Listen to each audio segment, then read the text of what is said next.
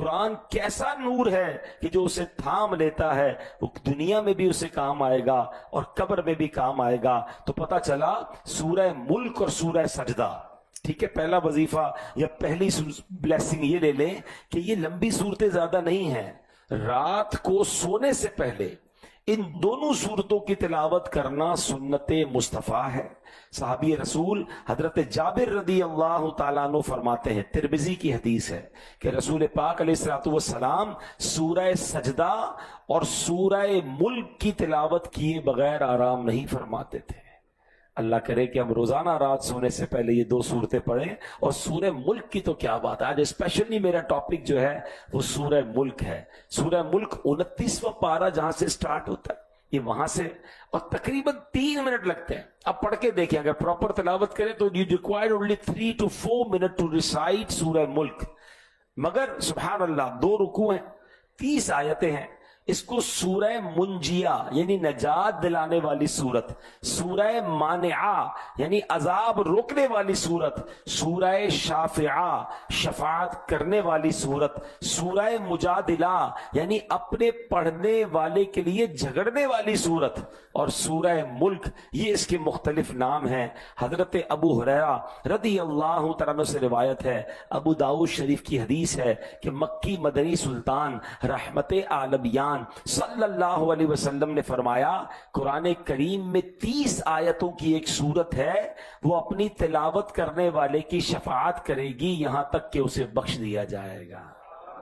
اور وہ کون سی ہے؟ آقا نے فرمایا تبارک الذی بیدہ الملک. یہ وہ سورت ہے. 4 minutes required. ہم سونے سے پہلے کچھ لوگ شاور لیتے ہیں, کچھ لوگ ڈریس چینج کرتے ہیں, کچھ لوگ برش کرتے ہیں, بہت ساری چیزیں جو لوگ کرتے ہیں, دوائی کھاتے ہیں, بہت ساری روٹینز ہیں جو سونے سے پہلے بندہ کر رہا ہوتا ہے. تو کیا 4 منٹ نکال کر ہم سورہ ملک نہیں پڑھ سکتے جو انشاءاللہ ہماری قبر میں شفاعت کرے گی؟ سورہ ملک کا ایک نام مجادلہ, جھگڑا کرنے والی سورت ہے نا.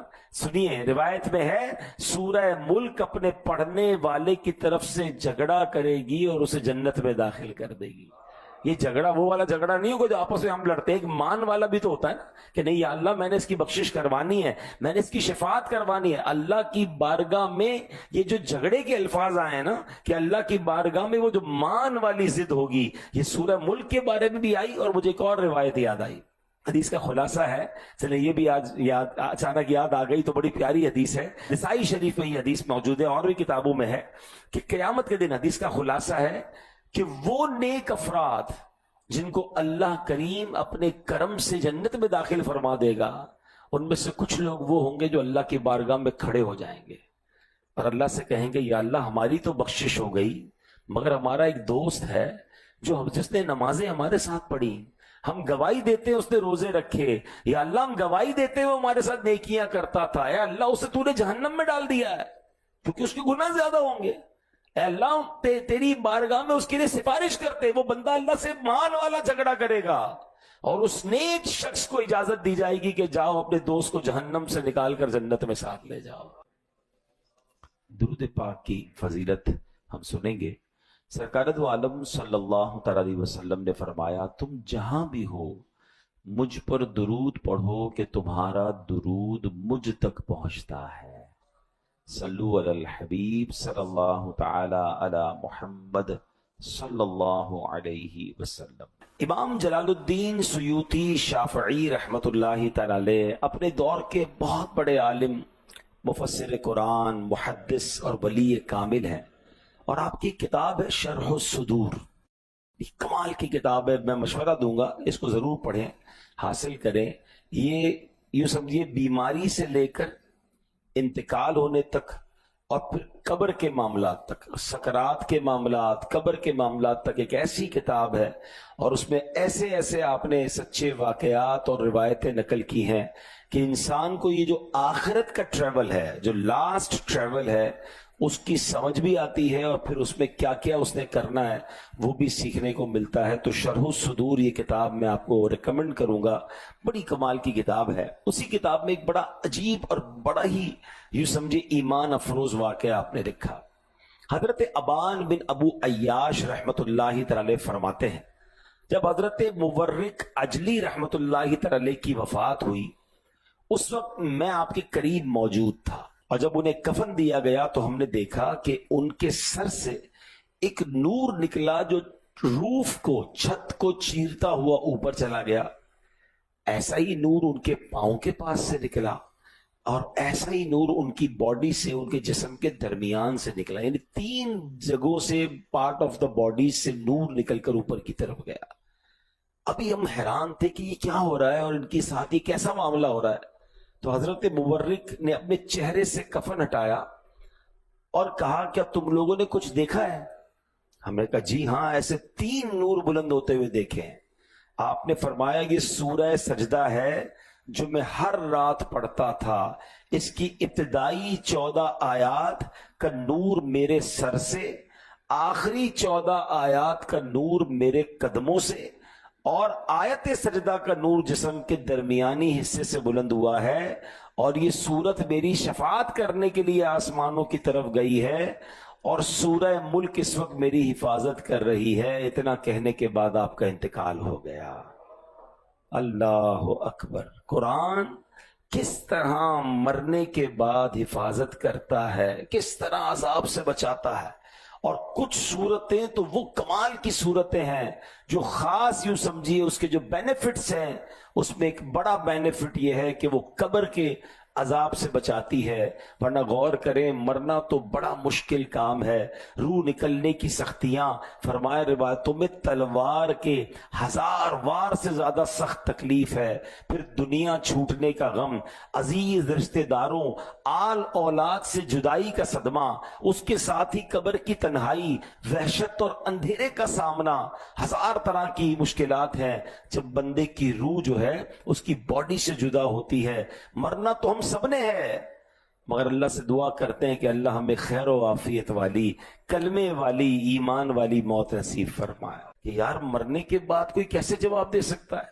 مرنے کے بعد کوئی کیسے زندہ ہو سکتا ہے؟ یہ تو جناب مولانا صاحب نے عجیب سے واقعہ سنا دیا۔ تو یہاں بھی پرابلم یہ ہے کہ قرآن پڑھتے نہیں ہیں۔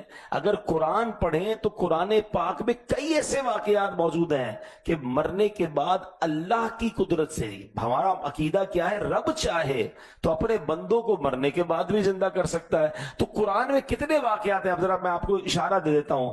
پہلے سپارے میں، جو ماشاءاللہ قرآن پڑھ رہے ہیں تفسیر کے ساتھ وہ میری بات کو اگری کریں گے، پہلے سپارے میں 70 افراد کے مر کر زندہ ہونے کا واقعہ ہے۔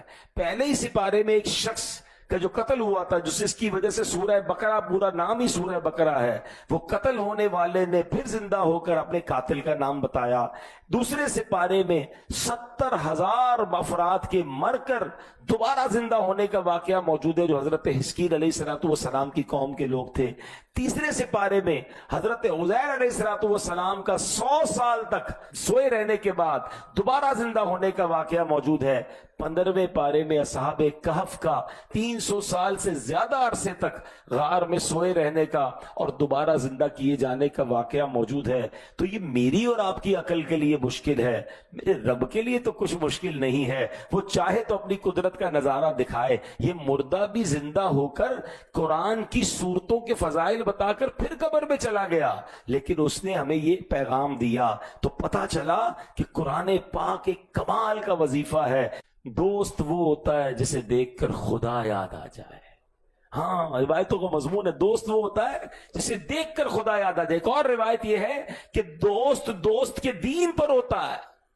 سوچے میں کس دوست سے دوستی کر رہا ہوں۔ اچھا، کچھ لوگ تو اور آگے بڑھ جاتے ہیں، کہتے ہیں میرا دوست غیر مسلم ہے، میں جانتا ہوں میرے دوست کے عقیدے ٹھیک نہیں ہیں، میں جانتا ہوں اس کا عجیب سا خیالات ہیں اللہ رسول کے بارے میں، اس کے صحابہ اہل بیت کے بارے میں، اولیاء کے بارے میں بڑی بکواس کرتا ہے، مگر وہ اس کا ایمان ہے، میں تو صرف کھانا کھاتا ہوں، رات کو کھیلتے کودتے ساتھ ہیں۔ ولا حول ولا قوت الا باللہ۔ جو اللہ کے بارے میں، رسول کے بارے میں، صحابہ کے بارے میں، اہل بیت کے بارے میں بری بات کرے، وہ میرا دوست ہو کیسے سکتا ہے؟ آپ کے ماں باپ کے بارے میں کوئی بری بات کرے، دوستی کریں گے اس سے؟ بتائیے نا، آپ کی ماں کو گالیاں دے اور ام المومنین کے بارے میں بری بات کرے، آپ کہیں گے یار یہ تو اس کا مسئلہ ہے، میں تو بس رات کو ڈنر کو جاتے ہیں، چائے پیتے ہیں، دوستی ہے، باقی اس کا عقیدہ الگ ہے، میرا عقیدہ الگ ہے۔ کیا جواب دو گے آپ قیامت کے دن ان صحابہ کرام، اہل بیت اور ان بزرگان دین کو جن کے بارے میں وہ بکواس کرتا ہے؟ دوست کے دین پر ہوتا ہے، दोस्त वो बनाओ जो कयामत के दिन शफाअत कर सके।